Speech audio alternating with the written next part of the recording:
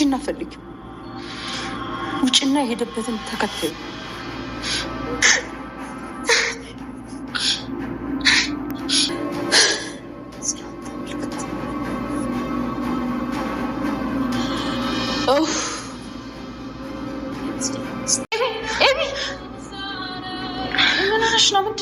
አባዬ የት ነው ያለው?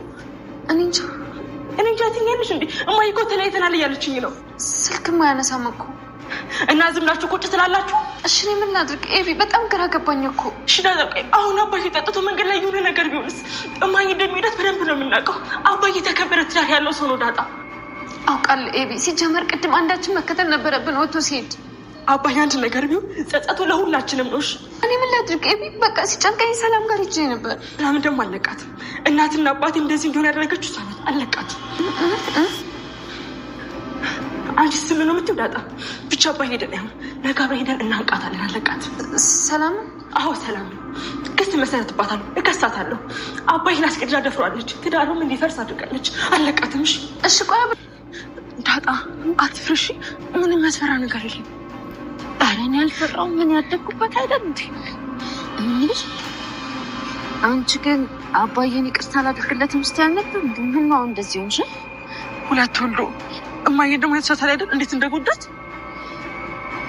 አዎ ግን በቃ አሁን አባዬን ቢሮ እናገኘዋለን። እዛ ነው የሚሆነው።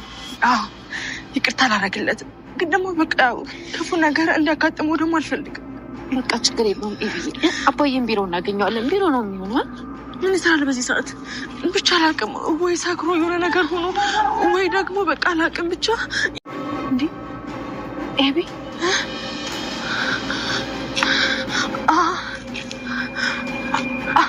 አባዬ ነው።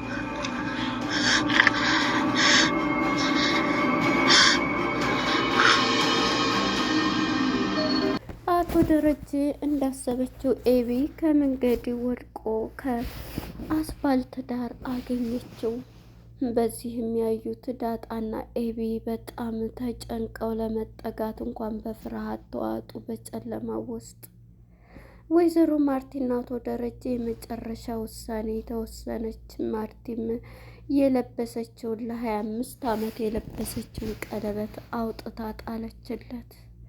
በዚህም የተነሳ ይዛ ደበደበችው። እሱም ስራው ስለሆነ ምንም ነገር ሳይል ቤቱን ለቆ ወጣ። በዚህም የተነሳ ማርቲ ልቧ ተሰበረ።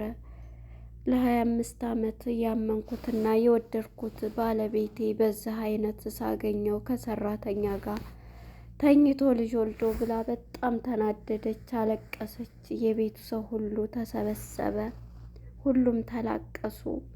በጣም ያሳዝናል። ሰላምዬ ደውላ ወደ ደረጀ ጋር አቶ ደረጀንም ምን አቶ ለወደ እኔ ስትል ጠየቀችው። እሱም አታፍሪም እንደ እያላት ነበረ። አይ እኔ አግብቼ ልኖር ሳይሆን የምታድርበት ከሌለ ብዬ ነው በማለት መለሰይለት። ዳጣም በመሄድ ወደ እናቷ ጋር እንኳንም ደስ ያለሽ ተለያዩልሽ፣ እንኳንም ደስ ያለሽ ቤተሰቡ ተበተነ በማለት መልስ ሰጠቻት። እንደዚህ አትበይኝ፣ ይሄ ደግሞ ለ25 ዓመት እየሰራው አንቺን ስጠብቅ ለ20 ዓመት የተደረገው ድርጊት ነው በማለት ራሷን ንጹህ አደረገች። ሰላም ጤና ይስጥልን። ውድና የተከበራችሁ የቻናሌ ቤተሰቦች እንኳን ወደ ቻናል በሰላም መጣችሁ። ዛሬ እንግዲህ ዳጣ የተሰኘው ተከታታይ ድራማ በስንት ጊዜው እውነቱ ሊታወቅ ችሏል። በዚህም የተነሳ ያ ሰላምና ፍቅር የሞላበት ቤተሰብ በለቅሶና በጨለማ በእንባ ሲታወቅ ውሏል። አይደለም እነሱን ተመልካቾች ሁላችንም በእንባ ስናለቅስ የጨረስነው ፊልም በጣም የሚገርም ፊልም ነው ዳጣ ድራማ። እውነት ለመናገር ተዋናኞችም ማናጀሩም አዘጋጁም ሁላቸውም የሚደነቅ ነው። ይሄንን ድራማ ስታዩ እውነተኛ ፊልም ማለት እውነተኛ እየሰሩት ያለው ፊልም ሳይሆን የእውነት ህይወትን ሆኖ እንግዲህ አቶ ደረጀን ስናስብ በምትወደው ባለቤቷ በምትተማመንበት ተከርታ ልቧ ሲሰበር በተፈጠረው ነገር ልቧ ሲሰበር ይሄ እንግዲህ ባለቤቱ ወይዘሮ ማርቲ በዛ አይነት ደረጃ ነው እንግዲህ ልቧ ተሰብሮ እሱን ሁሉ በቃ እንዴት እንትን ልበል እያለች የነበረችበት ማለት ነው። በጣም የሚያሳዝንና ተመልካቾችንም ልብ የገዛና ልብ ያንጠለጠለ ድራማ ነበረ፣ በለቅሶ የታጀበ። እናም እንግዲህ የዳጣ ድራማ በባለፈው ፓርት ላይ ወደ ክፍል 57 ስንመጣ ብዙ ነገሮች ተፈጥረዋል። ውጤቱን ይዛ ወይዘሮ ማርቲ በቁሟ ነበረ ካልጋው ላይ የወደቀችው። በዚህም የተነሳ ውጤቱን ስታነብ አቶ ደረጀም መልስ አጣ። አንገቱን ደፍቶ መሬት መሬት እያየ ነበረም። እንዴት ከሰራተኛ ከሰላም ጋር ተኛ በማለት እንግዲህ ማርቲም ይዛ ኡሪ በማለት ይዛ ስደበድበውም ወገቡን ምኑን ስትለው እሱም መሬት መሬት እያየ መንቀሳቀስ አልቻለም። እንዳለ ቤተሰቡ በሙሉ ተሰብስቦ ወደ እሷ መጡ። እሷን በማልቀስና እሷን በመያዝ አቶ ደረጀ ከቤት እንደወጣ እና እንዲላቀቁት አድርገዋል። ሁሉም ተሰብስበው እያለቀሱ ነበረ፣ ቤተሰቡ በሙሉ እነገዜ ሁሉም ተመልካቾች ማለት ነው። እናም በዚህ የተነሳ አቶ ደረጀ ቤቱን ለቆ እንደወጣ ሆኗል። በማታው የሰራሁት ስራ ነው እያለ ወደሚሄደው መቅጡ ቢጠፋ ወደ ቢሮ ሂዷል ማለት ነው። በዚህም የተነሳ እንግዲህ ወይዘሮ ማርቲ ጋር ሁሉም ተሰብስቦ ነበርና ሂዱልኝ ውጡልኝ፣ ሁሉም ደግፈዋት እነ ናታንም ኤቢም ሁሉም ደግፈዋት ነበር። ማንም ሰው እንዳይናገረኝ ውጡልኝ በማለት ቤተሰቡ በሙሉ ከአጠገቧ እንድለያት አድርጋለች። ወይዘሮ ማርቲ ብቻዋን እያለቀሰች ትገኛለች። በዚህም እነ ዳጣም በየክላሱ ሆና ዳጣም ሆን እያለቀሰች ነበረ። እንግዲህ የቤቱ ሰው በሙሉ ሲያለቅስና ብዙ ነገር ሲያደርግ ነበረ። በዚህም ጊዜ እንግዲህ አሁን ላይ ያለበት ሁኔታ በጣም ልብ ይሰብራል ማለት ነው። አቶ ደረጀም ወደ ቢሮ ሂዶ ቁጭ ብሏል። የሚያደርገው ሁሉ ቅጡ ጠፏል። ቤተሰቡ ይበተናል። ማርቲም እንግዲህ ኤቢ ወደ እናቷ በመሄድ እማዬ ይሄ ነገር እንደዚህ ነው፣ በቃ እንደዚህ ነው ስትላል ነበር። አባዬ ሳያሳዝንም እንዴት እያለኝ ሂጂ ፈልጊው ሂጂ መቶ ይግባ እያለቻት ነው። በቃ ይሄ ነው እያለቻት ነበር። እኛስ ብትላትም እንግዲህ አንቺም ትልቅ ሰው ነሽ፣ አንቺም እየፈለግሽው መሆን ትችያለሽ፣ አግብተሽ መኖር ትችያለሽ። ውሃዬ ግን እስከምሞት ድረስ ልትለየኝ አትችልም በማለት ለኤቢ መልስ ሰጠቻት። ኤቢም እማዬ በቃ አባዬ ሳያሳዝንም እያለች ኤቢ ወደምትሆነው ቅጡ ጠፋት። አባቷም ያደረገው ድርጊት ስታስብ እናቷ ላይ የተደረገው ከአንድም ሁለቴ በጣም እየተጎዳች ነው ያለችው ማለት ነው። ይሄንን ስታስብ ኤቢ ማለት ነው። እናም በዚህ የተነሳ ወደምትሄድበት እኔም በምንም ቢሆን ከእናቴ ጎን ነው የምሆነው፣ አባዬ ጎን አልሆንም ያለችው ኤቢ አሁን ላይ ግን አባቷ በሚሄዱ ፍለጋን መርጣለች።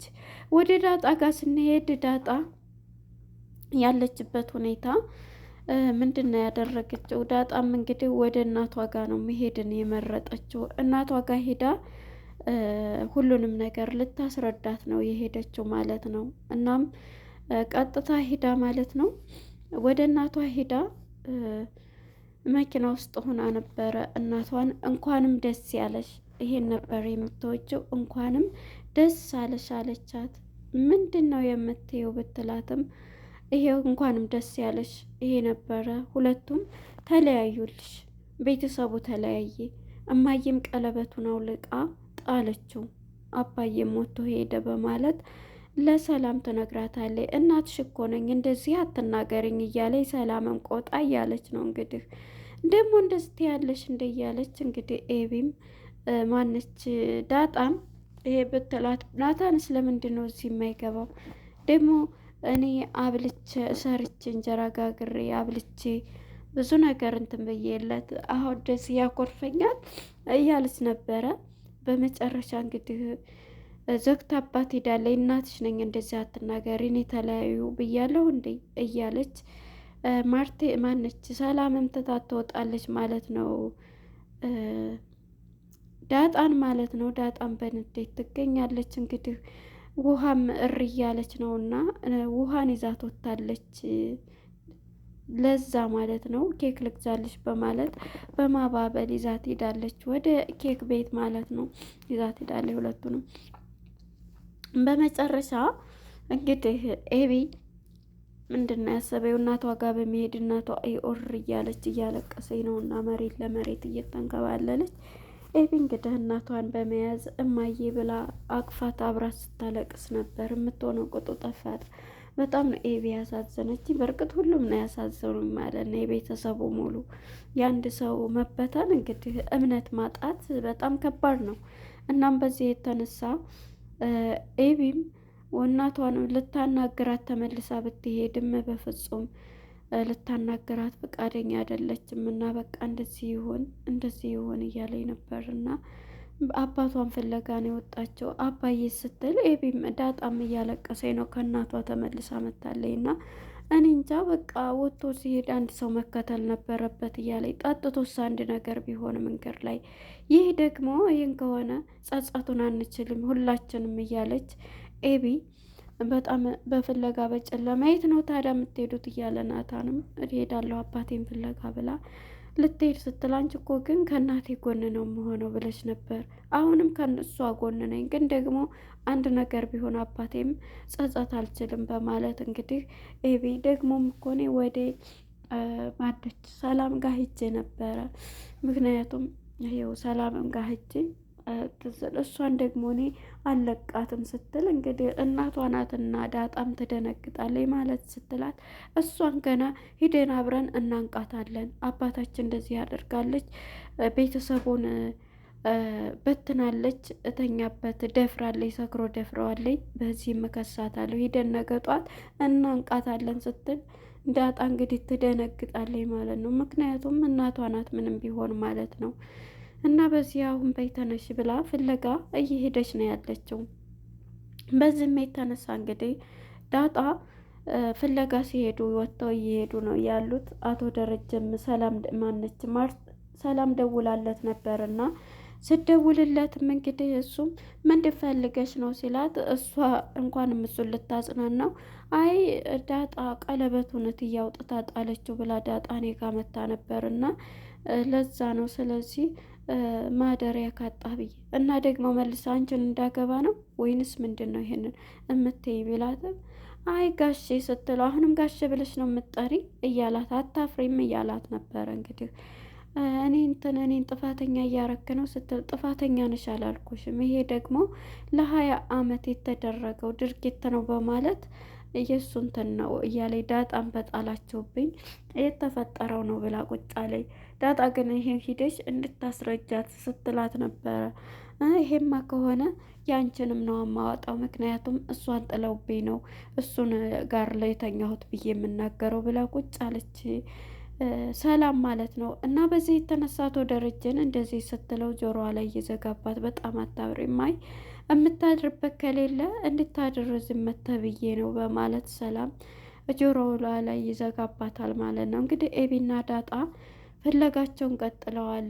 እኔ አለቃትም እያለኝ ነው እና ወደ ለዛ ጋር ስንሄድ ለዛ ልጆችን ይዛት ኬክ ጋብዛት ዳጣ ማነች እነ ውሃን መታለች። እሷን ግን ከቻቻ ጋር አዛው ነበረች እና ይሄን የሰማው ጊዜ ማለት ነው በጣም በንዴት ውስጥ ይገኛል። እዛኛው ፍቅረኛዋ ጋራ ናት የት ናት ሲል ኬክ ጋበዘኝ እያለች የዝግ ጊዜ ለሱም ስትነግረው እሳት ይሆናል። ነገ ዛሬ አዳርሽን ታያለሽ፣ ሂደሽ ለትዬ ምግብ ምናምን አስጫት። እኔ እኮ ፈራኋት፣ እስቲ ልስራውና አንተ ሂደሽ ስጣት እያለችው ነበር። አያሳዝንም ቤተሰቡ እያለችው እንግዲህ በጣም እየተናደደ ይገኛል። ከዚህም ማለት ነው እንግዲህ ፍለጋቸውን ኤቢና ዳጣ ቀጥለዋል ማለት ነው። እኔ አባቴ አንድ ነገር ቢሮ ነው የሚሆነው የትም አይሄድ፣ ስልኩም እኮ አይሰራ እያሉ ነው። እና በመጨረሻ እንግዲህ እየሄዱ ሳለ በመንገድ ላይ ጨለማ ነው።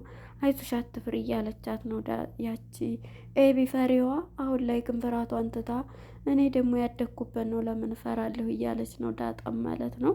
እኔ አባቴ አንድ ነገር ሆኖ መንገድ ላይ ጠጥቶ ሰክሮ መንገድ ላይ የሆነ ነገር መኪና ገይቶት እንዳይገኝ ነው እያለች እንግዲህ ኤቢ ስለ አባቷ እያሰበኝ ነው፣ አየሽ ግን እያሰብሽ ነው እያለቻትን እናም በዚህ የተነሳ በመንገድ ላይ ሲሄዱ ያዩትን ማመን አቅቷቸዋል። አቶ ደረጀ አባዬ እያሉ ነው እንግዲህ ድንጋይ ተንተርሶ እዛው ተኝቶ ነው መስመር ላይ የሚያዩት ማለት ነው። በዚህ ጊዜ እንግዲህ ሁለቱም ደንግጠው ነበረ እዚህ ላይ ፊልሙ። እናም ይሄ ድራማ በጣም የዳጣን ድራማ እንዴት ትሳያችሁት? አስተማሪና ተወዳጅ የሆነው ፊልም ሆኖ ሳለ እውነተኛ ታሪክ የሆነበትና ይታየበት ነው። እንግዲህ አንዳንድ ሰዎች ገጸ ባህሪ በዚህ አይነት ይሆናል። በሚስታቸው ላይ ወልደው እምነቷን እንግዲህ የተከዳች ሴት ናት። ማርቲንም ሁሉንም ስናይ እዚህ ላይ በጣም እናም እስካሁን እየተማርንበትና ተወዳጅ የሆነው ዳጣ ድራማ እውነት ለመናገር ሁሉም ቢከታተለው አስተማሪ ነው። ባይ ባይ። ለነበረን ቆይታ አመሰግናለሁ። ቀጣይ ፓርት እስከምንገናኝ መልካም ጊዜ